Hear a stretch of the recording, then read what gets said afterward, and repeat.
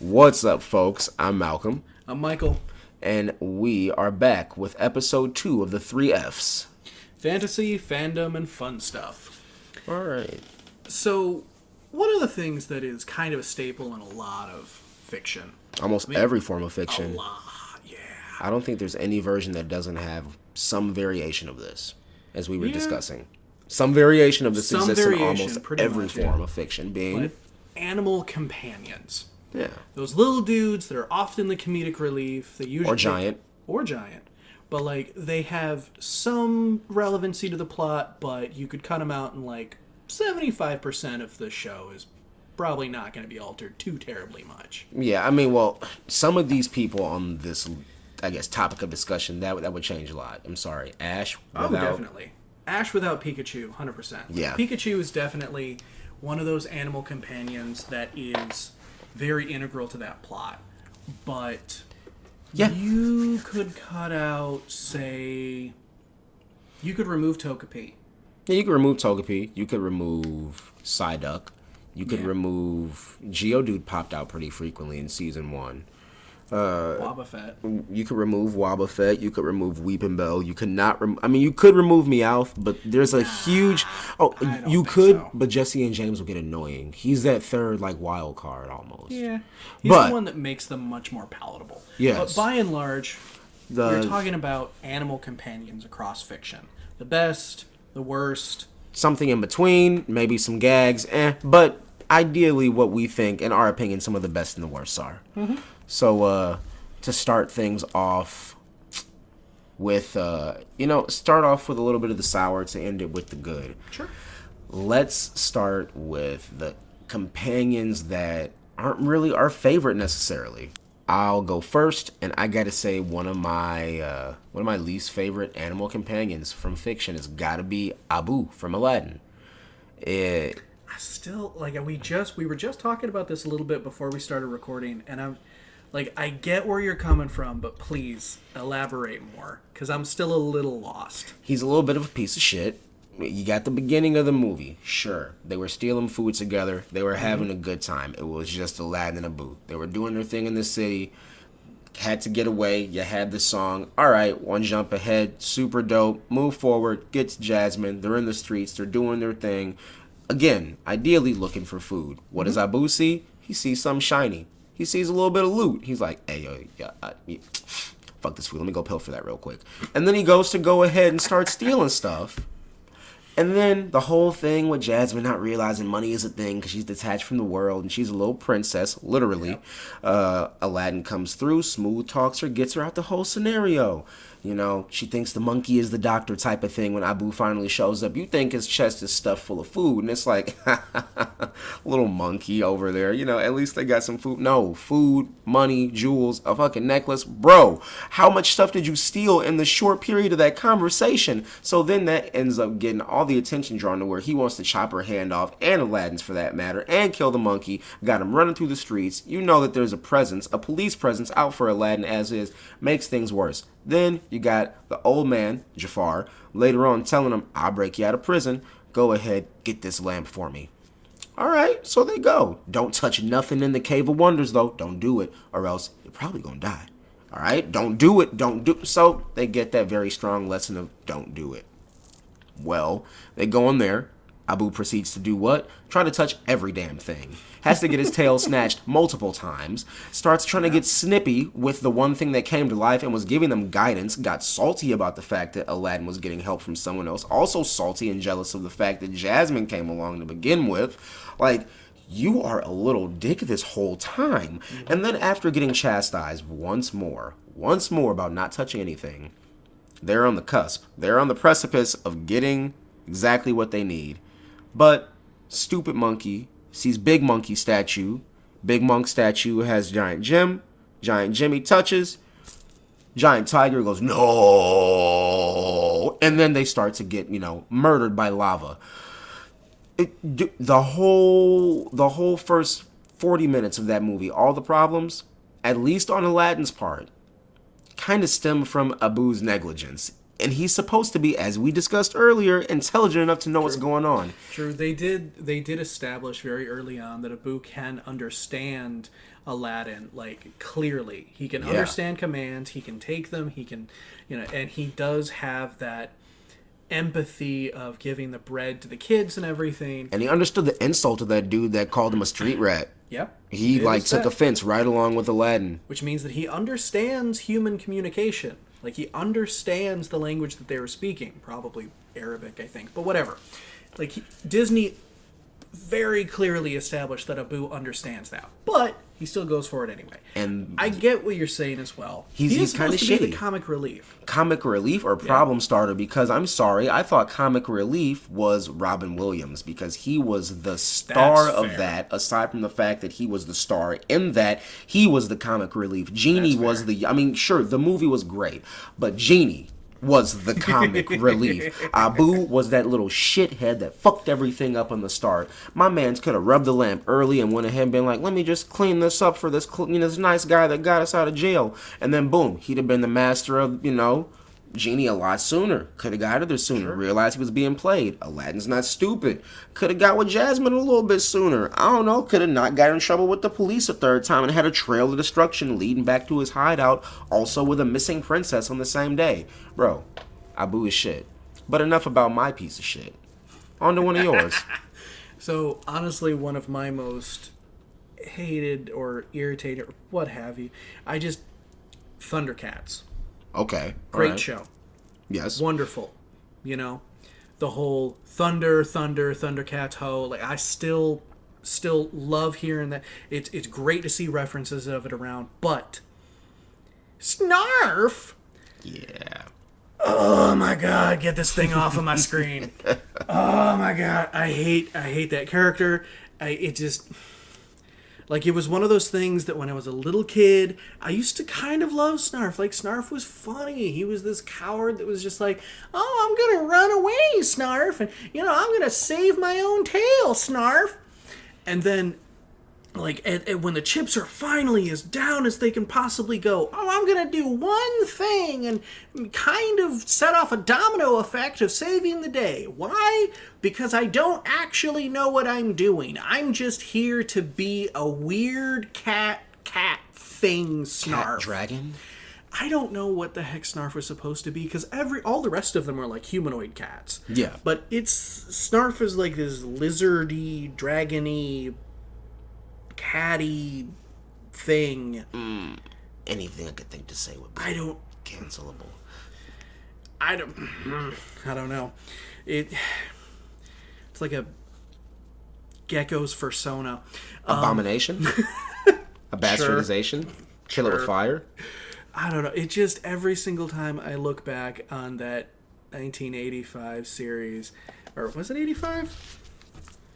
Like, every single time I look back on that 1985 series, Snarf is just so irritating, and he's so annoying, and he causes a bunch of problems here and there. It's same way with Abu. Like, there's a bunch of times where, like, Snarf either tries to help or tries to get away from a problem and just makes it worse, or he causes an issue or something like that.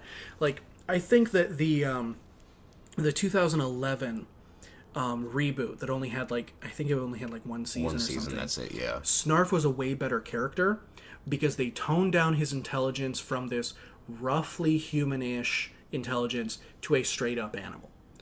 Like, he was basically a Pokemon without the powers. Damn. So he was just a pet that was just kind of there, and it's just like, scratching his ear, oh, Snarf, Snarf, Snarf, whatever. Because it's just like a dog would, there's no point for a character like that when you're There's no point to a character like that, except for the nostalgia factor from the previous series. Yeah. But I think that they made him a better character by giving him less characterization. Because he no longer was causing any problems. Like, there wasn't a point where you were like, oh my god, this would have all been solved if somebody had just kept an eye on this dumbass cat. It's like too many cooks. It's like, you got a whole lineup of cats. Why do we need a cat dragon hybrid lizard thing? Yeah, pretty much. Why? We don't need it, and it's just annoying. And, like, the speech impediment thing where he just constantly is saying Snarf is just It's more annoying than anything else. I think Scooby-Doo kind of started that, and I think that he is one of the few animal companions that does it well. Because he's the originator of that trope, and it never comes across as a speech impediment for the sake of a speech impediment.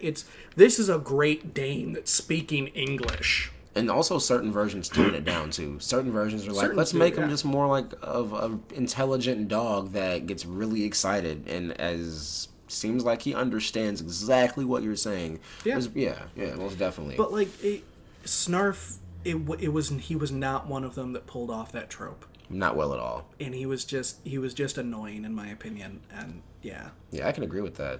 All right. I'm gonna go on to my next. Sure. You mentioned the series that it was from while talking about Snarf, and that would be Charmeleon and Charizard. Both pieces of shit. Oh God, I hated that in the show. Oh so yeah, much. You already know what I'm going with that. Okay, my God. So you don't have enough badges to order me around. Just like you little shit. I saved your life. You would be dead without me. you would literally be dead in the forest, drowning in a puddle of water. Or on top of a rock while someone found your limp little cold salamander body on top. Someone would have been taking you to Lavender Town so that way you could get put in the Pokemon Tower because you're dead as fuck, bro. You'd be dead as hell. I made you strong. I made you strong as fuck. You were beating rock types. You were literally sure, that was MC Pokemon power and starter power. Like, starter Pokemon are strong as fuck in every iteration. It doesn't matter. They always have well-balanced, good, or great stats. Or superior if you're lucky enough. So, I had you taking down rock types. We were busting out all the shit that we needed to do. You evolve one time, and then you're too good for me. You disrespect me. I try to show you love and respect, and you immediately are like, nah, you're not strong enough. Burn your face off. Excuse me? What? How dare you? Mm-hmm. Okay, so then, after all that, he's Charmeleon for a brief period of time. One of the shortest middle stage evolutions, I'm pretty sure, on screen. I think it's been around for a while, so it is one of the shortest middle stage evolutions on screen. And then all that shit happens with the prehistoric Pokemon. I remember that. I had the VHS. And then he was getting his ass whooped by everything over there. The big boy rock types. Then after that, Aerodactyl comes out and starts whooping his ass and is flying around. And it's like, what, bitch? You got one little horn. What, bitch? What you gonna do? Flying around beating the fuck out of him. And then what happens? Forcefully evolves to take him on. But throughout all that, Ash was getting burned, beaten, thrown around. I still believe in you. You can do it. Don't give up, Charmeleon. Flashback to Charmander, and then he evolves. So I'm thinking, wow, he's finally going to get his respect, and he's going to have he's a out fully of that evolved surly teenage phase. Yes, he stopped being a rebellious teen. He's going to grow up and mature. And they just had a flashback to the Charmander days. Yep. He about to get it, so he does, and then he beats Aerodactyl. And then he's just disrespectful as hell. All over again. And, and instead of just assaulting Ash violently for no reason, because it wasn't funny. I mean, maybe culturally over there for like an anime, since it is a children's anime, the Pokemon anime is definitely a children's anime. Maybe they're just like, ha, the main character got beat by his own creature. I don't know if that's a thing. I mean, it's amusing when Weeping Bell eats James's head. It was... Well, that's because that's literally a Venus flytrap. It makes sense for an pitcher plant. Pitcher plant. So, all right, it's a giant pitcher plant. It's a giant sentient pitcher. It's kind of funny because he's an inexperienced trainer that goes up and tries to touch it and pet it right near its giant mouth. Yeah. James is an idiot. That's funny. Yeah. But Charmeleon, Charizard, that's just no. Mm-hmm. No. Like, what are you doing? I saved your life. Yeah. I got you to this point. You got your ass whooped. Mm-hmm. I pushed through that, and even through all the disrespect, I could have left. I didn't have to stay here. Team Rocket wasn't here. There was no badge here. No, could have left. Pushed you through that. You evolved. And then literally up until a whole, arc later, after he ends up leaving the team afterwards, because that's what Ash's Pokemon do, then he finally gets respect. Comes back for one arc, and then he's like, all right, bye, buddy. After he helps fight the little purple-haired broad with the dragons. Like, what? Just one of the worst. One of the worst. That should have been... not only was he box art and one of the most popular Pokemon, it should have been Ash's number 2. Should have been. Yeah. He shouldn't have left until, after Hoenn was over. when Pokemon started kind of like getting a little weird. Like the first 3 seasons should have been Charizard and Pikachu side by side, big hitter, little hitter. But no, you just got that piece of shit. Yep. So, your turn. I got heated. I got emotional. So, probably one of the most irritating, like, companions in any video game of all time. Anybody who has played Legend of Zelda games for an extended period of time will tell you that this is one of the most hated, like, navigational aids, huge air quotes on that, Navi. Hey, listen! Hey, listen! Hey, listen! Hey! I will put this sword that is supposed to be the ultimate weapon through your tiny little fairy body and leave you pinned to this rock. Ooh, real quick. If you all tried to stab or slash at Navi and you're listening to this, you are now contractually obligated to follow this from wherever you go and share it with your friends. We shared a special bond because that means at some point in our childhood we all had the same thought, and if we were little kids we'd all be friends now. So I'm just putting that out there. Go back to why you hate Navi. Just that same, just the relentless, constant nagging. And honestly, like the Legend of Zelda, like those little characters like that in the Skyward Sword, like the what's the Spirit of the Sword? It was like the bird thing. No, the girl looking thing. Minda? No, Midna is Twilight Princess. That's right. Okay. Twilight Princess, I think, did it far better or far closer to right than when it comes to that kind of thing. Midna, I think, was actually cool. Well done. The Spirit of the Sword, whose name is escaping me right now, and I can't quite remember. I'll look it up later. But like her whole thing in the original was something happens, somebody explains something, and then the Spirit of the Sword pops out and is just like, I'm going to repeat everything that this person just said to you. Oh, God, no. And, like, the only reason why I think Navi beats her out in most annoying, like, companion in Legend of Zelda was the fact that if you were not precisely following the path that the creator set out to do whatever dungeon or what have you, you would have Navi constantly, listen, hey, and it's just like, shut up, I will shove you in a jar and just throw you to the bottom of this fucking lake. You know what's interesting about that is, speaking about animal companions, playing Guardians of the Galaxy, what you heard, when you go to explore, that's Rocket, who always talks shit. He's literally the modern day Navi. Every time you're on a mission, if he's with you, what are you doing, Quill? What? Did you get lost? Come on. Where'd you go? Playing with yourself back there? Bro, can I just explore? Can you just let me? Just shut the fuck. Navi Flash. I didn't even realize that. Wow. That's fair. I mean, Biomutant kind of does something similar with the announcer as well. They actually put in a patch later that allowed you to control how often the narrator speaks, and it is so much better to turn that down to like 0. Super frequent. Way too frequent. Oh, it's way too frequent. Okay. It was constantly describing what you were doing, constantly like giving the, you know, in comic books where like somebody punches somebody and you get like that pow, kablam, what have you. Yeah, you'd have this narrator in this kind of bored English voice going kablow, ba-bam, nope, pow, nope. Like every single time you were fighting, and it was just irritating as all. You walked to the top of a hill, and it was just like, it's a beautiful day, not a cloud in the sky. I am looking at the sky. Yes, there are clouds. What are you talking about? And as soon as they added that patch, cranked that thing all the way down, way more playable. All right, duly noted. So, where were we? Were we? Oh, we just got done talking about the worst. The worst, the least liked. So let's talk about, let's go end things on a positive note. Sure. Switching over to the best. Yes. So you want to start? Me start? Sure. I will start this off. 100%, I think one of my favorite animal companions in all of fiction is Lockheed from Marvel Comics. I knew you were doing that. I knew it. Of course. How could I not? Like, Shadowcat and this purple little dragon that is just so freaking cool. And they gave him this big backstory and everything that's, not as in-depth as some of the other MC characters, what have you, but, like, it is... He's a really cool and interesting character that has a definite personality. Mm-hmm. Has, like, his own goals and aspirations, mostly to stay away from, the people that are chasing him from his own dimension. Yeah, he definitely has agency. Yeah, he has his own agency.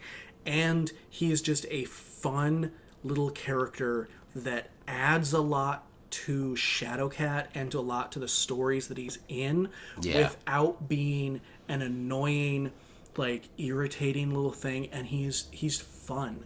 Like, he is a legitimately cool character. I loved him when I was a kid. I still love him. I was so hyped when I saw that Lockheed was supposed to be part of the New Mutants. Was that actually the name of the movie?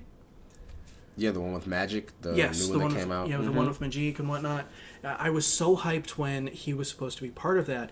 I think that they didn't quite do him justice, like, at all. No. But I was really hyped to see that they were going to have Lockheed in there, and, like, I love Lockheed from the comics, where it becomes very evident right off the bat that Lockheed is very intelligent. Lockheed has his personality and everything, but he also loves being treated like a pet.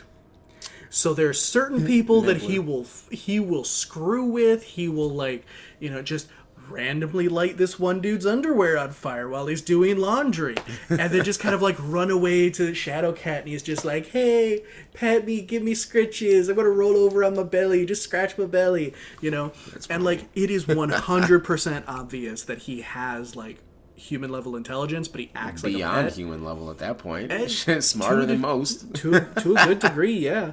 But it's the fact that he does it, the writers always make it in such a way that he's not annoying about it. Yeah. All those little antics are never in combat. They never cause bigger problems. The only time that his backstory really causes a bigger problem is when the people, or when his people from that alternate dimension actually show up and track him down. Because he's a fugitive. Basically, he's supposed to be in prison in his home, like, dimension, and they eventually track him down, and they're like, they try to take him back, and that's when that, like, causes a problem. But it's never him that directly causes the problem in the story. That's fair. He helps Shadowcat a lot. He helps her allies. There's a lot of times where he solves smaller problems, that kind of thing. He's also part of the Pet Avengers, and he's like a big part of that. Yeah, I remember that. He's a good, solid character that he doesn't have the annoying speech impediment, and he's not irritatingly constantly trying to get you to go a particular direction. So I love him. All right. And he's a dragon. What's not to love? Solid reason to enjoy a smart dragon that's useful. A useful dragon in the X-Men.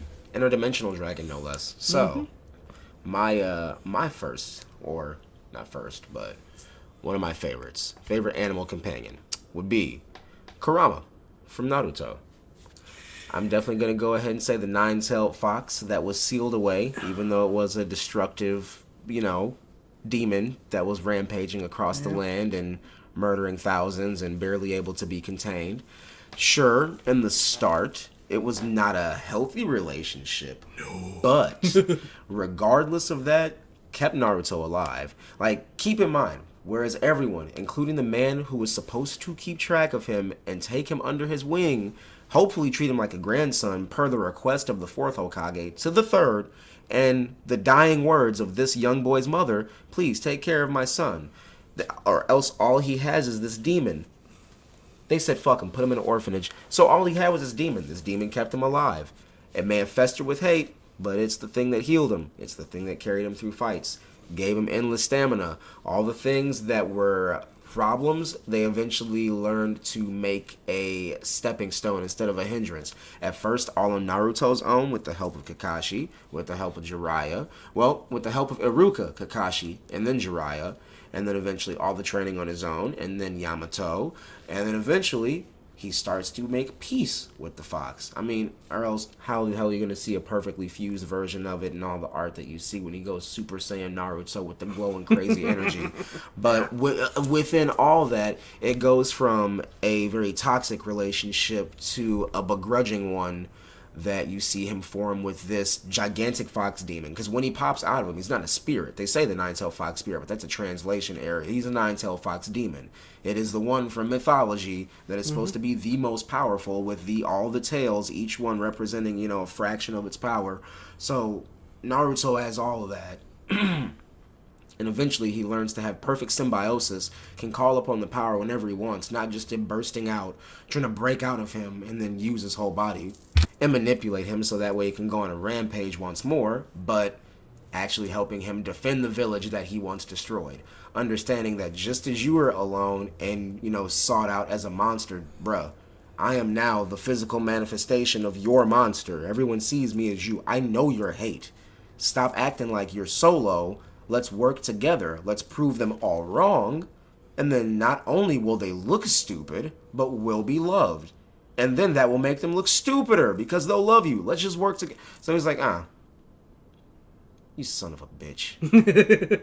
Just that Rick and Morty meme of like, you son of a bitch, I'm in. Pretty much. He talked no jutsu, son of a bitch, I'm in. The nine-tailed demon fox. And then from that point on, he's literally the strongest dude in the game. The strongest one. Not only does he have character development, agency of his own, he's got depth. He has emotional growth, which is pretty cool to see because, I feel like a bond between an animal companion you should see it strengthen or you should see it falter so you can see why they even need to be together in the first place. So, it spoke to both their strengths and their weaknesses.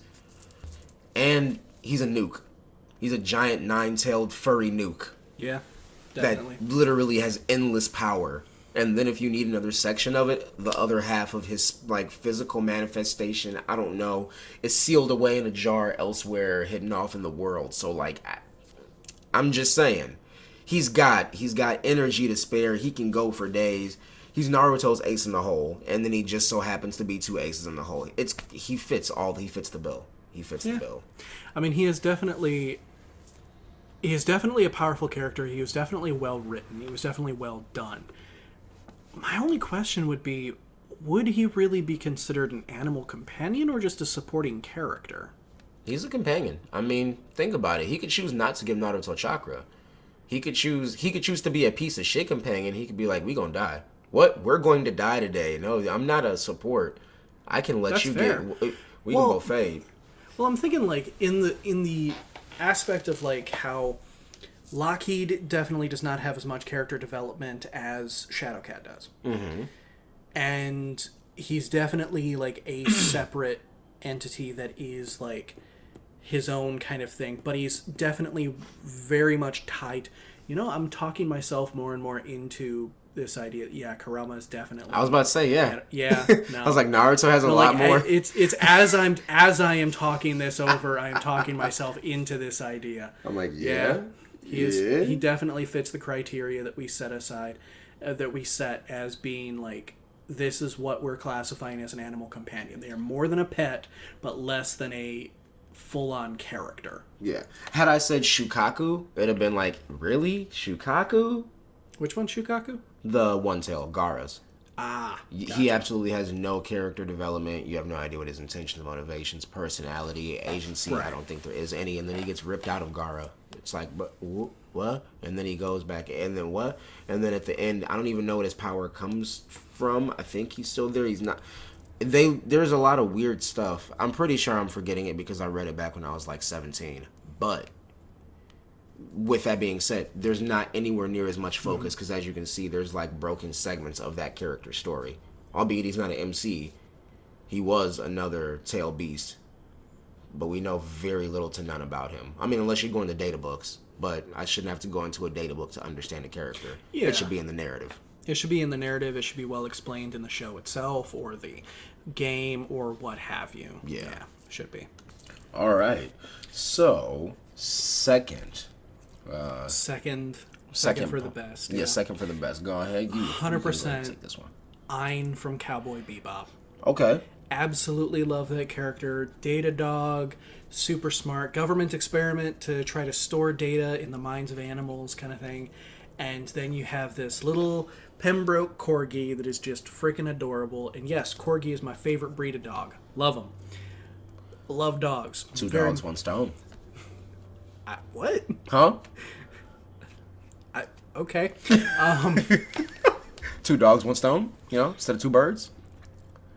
Super cool concept and your favorite kind of dog. Okay, gotcha. I was just picturing crushing dogs with a stone for some odd reason. And I was just like, what is going on here? Because usually that's like, you have two birds in a tree and you chuck a stone and two birds fall out kind of thing. But like... Yeah, I didn't expect you to go so literal with the metaphor there, Drax. That's what... Nothing goes over my head. My reflexes are too fast. I would catch it.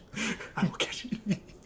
But yeah, Ein is one of my favorite animal companions because he gets just enough characterization for you to know that this is a very intelligent creature. Mm-hmm. And he is still 100% a dog. He's a well-written dog. And he is fantastic for it. And, like, they do get into, especially in the movie, they get into, like, how he is a little bit more intelligent, where he's, like, literally hacking into a computer because he's seen Ed do it so many times, and he's, like, learned from Ed. But Ein is a character unto himself that is also just this adorable little dog that is just, he's great. I love Ein. Okay. All right. He's fucking fantastic. And you know what? With that, something about what you were saying, I don't know, made me just think. I'm looking at my last couple as I go to start to fabricate how I was going to bring in, like Stitch or Courage or something. But then no, I don't want those to be. Oh, yeah? I have a better companion. And I would have to say, your Palico from Monster Hunter 2018. Palico in general. Holy crap, The fact that I can have my own, like, bipedal design with its own fucking little tight ear pattern, ear style. Mm-hmm. I can give it the little Egyptian Siamese look. I can make, big old puffy, fluffy cat. I can put him in the Fat Man onion armor. I can, make him a little barbarian cat with the bone stuff.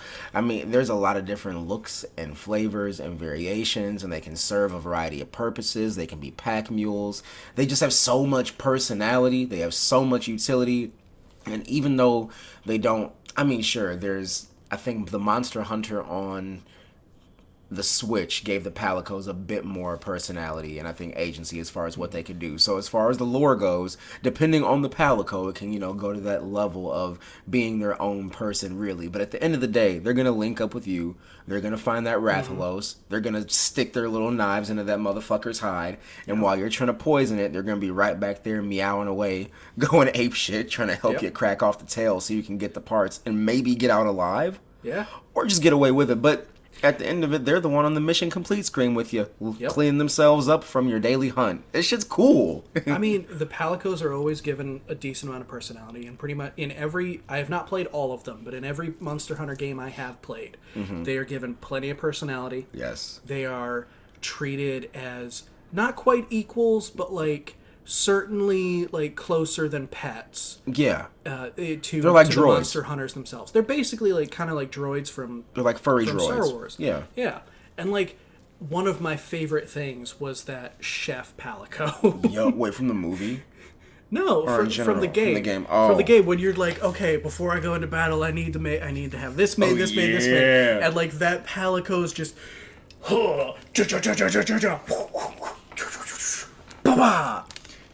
And then place that little tiny piece of parsley on it and just ding.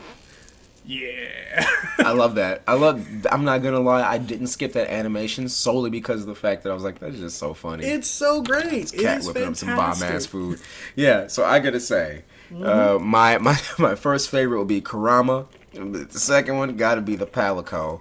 And like talking about it makes me want to play it because one of the reasons I bought it was for the Palico anyway. When I saw the new one back in 2018, I was like, wait, what? Yep. I was like, you can do so much more with them now. There's so many more options. I can pick your weapon type. Yep. What? Oh, okay. All right. Let's go. Let's go, kitty. Let's fucking get it. Oh man. So yeah, best, worst, in our own subjective opinion, animal companions. Right there. Yep. Right there. Of course, that would be the meat and potatoes, but I gotta say there's some honorable mentions and Honorable mentions, but also a question. what? Demon Slayer. Okay. Would Nezuko count as an animal companion? She is a human, well, demon. Once was human, now demon kind of thing. But she is almost feral a bunch of times. She doesn't have that much of a personality, like, in large part. Now, granted, I have not read the manga. I have seen the anime. I'm caught up with the anime as of recording. Mm-hmm. So there is not a lot of personality attributed to her, but she is incredibly useful. She does not speak. There's that communication barrier there, and she does communicate mostly through facial expressions and just kind of... You know what? I would say, you know what people are going to say just because I'm that guy. We forget that humans are animals, so yeah, she is. Okay, there is that technicality, There is that, sure. and she has been reduced to a less than base average human intelligence. If anything, I feel she fits the bill for animal companion. She's unconventional. She's an unconventional animal companion. She's an unconventional but she animal is. companion, but I think she technically fits that bill. Just like Tony Chopper, goddammit. Because he's a reindeer that ate the human model fruit, and humans are still animals, so he ate another animal model fruit, so it's an animal that has an anthropomorphic form of another animal. That's fair. And he doesn't even turn... I mean, you've seen his kaiju form, his puff. I have not quite gotten that far. You've seen it, though, before, right? I've seen a couple of memes, but I just haven't gotten that far yet. Okay. Yeah. So, yeah, most definitely, Tony Chopper is... He is 100% an animal companion. If Nezuko does, I think Tony Chopper does... only to, like, he is just on that cusp of, like, he could be argued either way, but I think that you are right in the fact that he does fit more into that animal companion mold than he does, like, a standard character mold. Yeah, because he's a supporting character. He's a member of the Straw Hat crew, but he's... Yeah. I mean... It's also One Piece. 1,000 episodes. There's a fucking whale with a backstory. All right, you know about Laboon, right? Oh, isn't that the giant whale with like the scars scar on his that forehead and like and that's like where his father ran into it too, so it like has a whole history. Yeah. Okay. Yep. When you're 1,000 episodes long and 1,053 chapters, even your fish have stories. Oh yeah. Oh hey, whale's not a fish.